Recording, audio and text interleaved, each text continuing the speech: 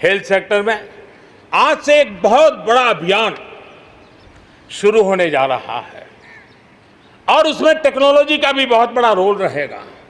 आज से national digital health mission उसका भी आरंभ किया जा रहा है। भारत के हेल्थ सेक्टर में ये एक नई क्रांति ले आएगा। इलाज में आने वाली परेशानियां कम करने के लिए टेक्नोलॉजी का बहुत सुविचारित रूप से उपयोग होगा। प्रत्येक भारतीय को हेल्थ आईडी दी जाएगी। ये हेल्थ आईडी प्रत्येक भारतीय के स्वास्थ्य खाते की तरह काम करेगी। आपके हर टेस्ट, हर बीमारी, आपको किस डॉक्टर के पास कौन सी दवा ली थी, उनका क्या डायग्नोसिस था, कब दी थी, आपकी रिपोर्ट क्या थी, ये सारी जानकारी इस एक हेल्थ आईडी में आपको समाहित की जाएगी। डॉक्टर से अपॉइंटमेंट हो, पैसा जमा करना हो, अस्पताल में पर्ची बनवाने की भागदौड़ हो, तमाम दिक्कतें नेशनल डिजिटल हेल्थ मिशन के माध्यम से अनेक मुसीबतों से मुक्ति मिलेगी और उत्तम स्वास्थ्य के लिए हमारा कोई भी नागरिक सही फैसले कर पाएगा। ये व्यवस्था उससे होने वाली है।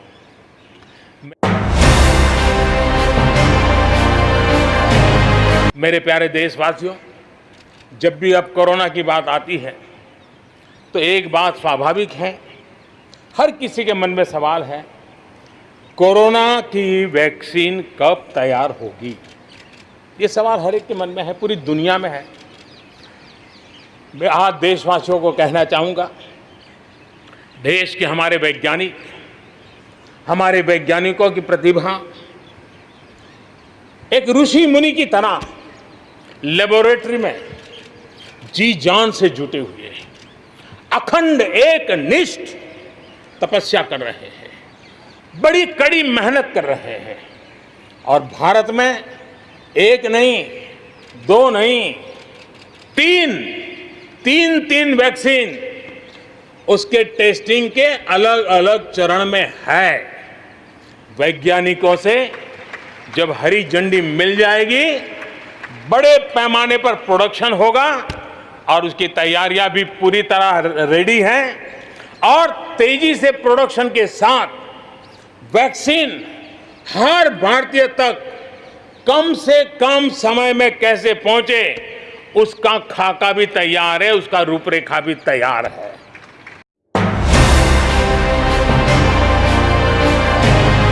देशवासियों के जीवन को, देश की अर्थव्यवस्था को कोरोना के प्रभाव से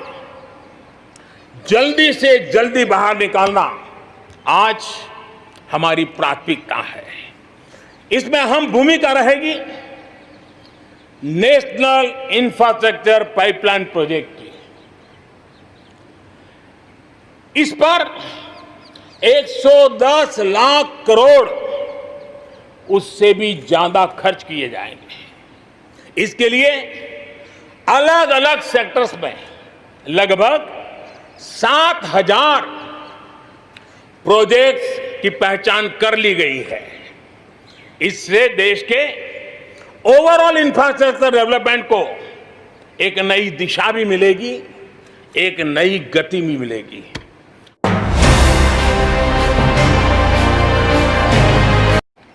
बॉर्डर और कोस्टल एरिया के युवाओं के विकास, उसको भी सुरक्षा को केंद्र में रखते हुए विकास के मॉडल की दिशा में हम आगे बढ़ रहे हैं और उसमें एक कदम, एक बड़ा अभियान हम शुरू कर रहे हैं।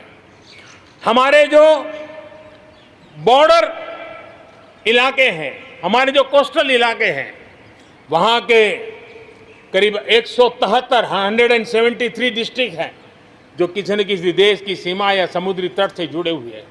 आने वाले दिनों में एनसीसी का विस्तार उन बॉर्डर डिस्ट्रिक्ट के नौजवानों के लिए किया जाएगा। बॉर्डर एरिया के कैडेट्स को हम करीब 1 लाख नए एनसीसी के कैडेट तैयार करेंगे और उसमें 1/3 हमारी बेटियां हो, ये भी प्रयास रहेगा।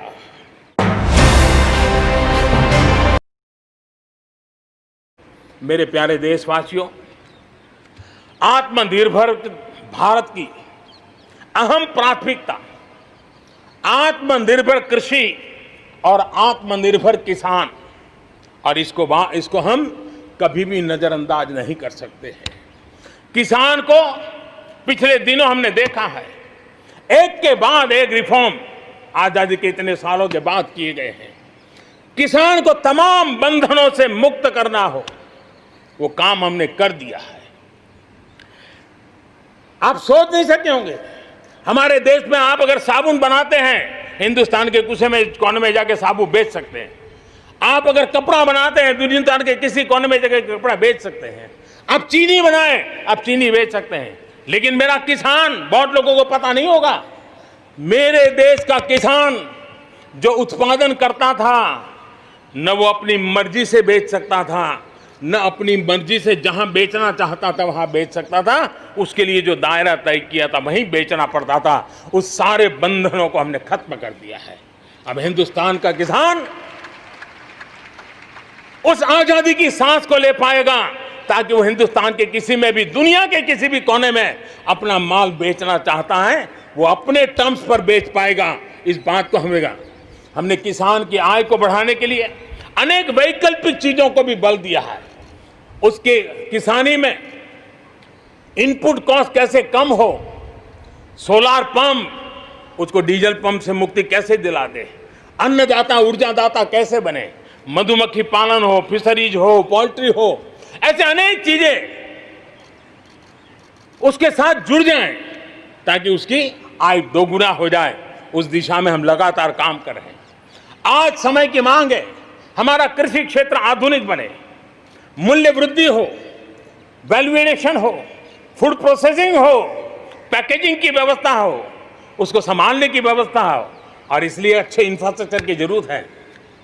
आपने देखा होगा इस कोरोना कालखंड में ही पिछले दिनों 1 लाख करोड़ रुपया एग्रीकल्चर इंफ्रास्ट्रक्चर के लिए भारत की सरकार ने आवंटित किए हैं, और इंफ्रास्ट्रक्चर जो किसानों की भलाई के लिए होगा, और इसके कारण किसान अपना मूल्य भी प्राप्त कर सकेगा, दुनिया के बाजार में बेच भी पाएगा, विश्व बाजार में उसकी पहुंच बढ़ेगी। आज हमने ग्रामीण उद्योगों को मजबूत करने की जरूरत है। ग्रामीण क्षेत्रों में विशिष्ट प्रकार से आर्थिक क्लस्टर बनाने जाएंगे। कृषि और गैर कृषि उद्योगों को गांव के अंदर एक जाल बनाई जाएगी, और उसके कारण उसके साथ साथ किसानों के लिए जो नई एफपीओ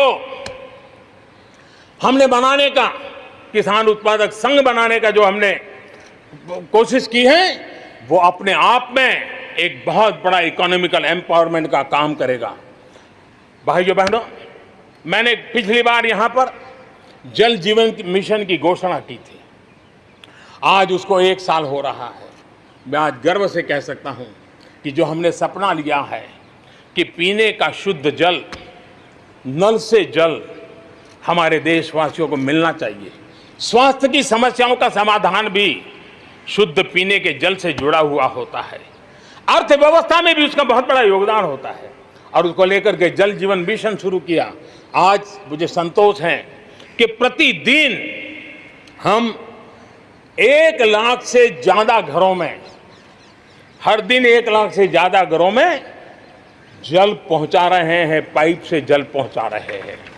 और पिछले 1 साल में 2 करोड़ परिवारों तक हम जल पहुंचाने में यशस्वी हुए हैं। और विशेष करके जंगलों में दूर दूर रहने वाले हमारे आदिवासियों के घरों तक ये पहुंचाने का काम, बड़ा अभियान चला है। और मुझे खुशी है कि आज जल जीवन मिशन ने देश में एक तंदुरुस्त स्पर्धा का माहौल बनाया है। जिले जिले के बीच में तंदुरुस्त स्पर्धा हो रही है, नगर नगर के बीच में तंदुरुस्त स्पर्धा हो रही है, राज्य राज्य के बीच में तंदुरुस्त स्पर्धा हो रही है। हर किसी को लग रहा है कि प्रधानमंत्री का जल जीवन मिशन का जो सपना है, उसको हम जल्दी से जल्दी अपने क्षेत्र में पूरा करेंगे। कोऑपरेटिव कॉम्पिटिटिव फेडरलिज्म को एक नई ताकत इस जल जीवन मिशन के साथ जुड़ गई है। और उसके साथ भी हम आगे बढ़ रहे हैं।